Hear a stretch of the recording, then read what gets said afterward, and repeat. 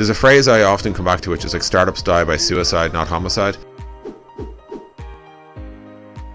So like a classic example of the Intercom copycat would be, we're Intercom, but we're like $4 a month or whatever, and like that always has this what I call like false traction moment. Everyone signs up and like, holy shit, this thing's only $4 a month, and then inevitably they run straight into a wall of reliability problems, service problems, support problems, like downtime. It's like, turns out operating like live chat and like operating chatbots and messengers and email and push and SMS and all that sort of stuff for like hundreds of millions of people in real time every month is expensive.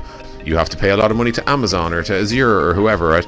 And then of course, where does that money come from? Well, it comes from the money you're making off your customers, and at $4 a month, that's not profitable, right? Copycats, I think you have to work out, like, oftentimes people try to do a copycat of Intercom, and what they find, most of them, like, they last a couple of years and they struggle, or they find a weird niche at the very bottom of the market, or in a very specific vertical, like, you know, Intercom for hotels or something like that. Generally speaking, you don't, like, if it's a pure pixel rip-off copycat, and we've had some like pretty big ones over the years as well, I think in general they're just following your roadmap because their customers are looking at you. If they have an edge over you, like something like, hey, well, they're attached to something else that makes sense, or they're an extension of a product that already exists or whatever, you have to, you watch your own customer base behavior, and if they seem to think that there's value over there, then you need to react to that.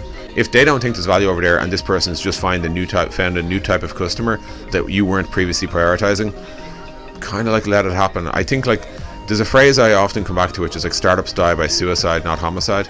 And I think it's Paul Graham or someone like that said it, wrong Conway maybe. But the it's not what they do to you, it's what you do to yourself. Action to it is often what hurts you in these cases.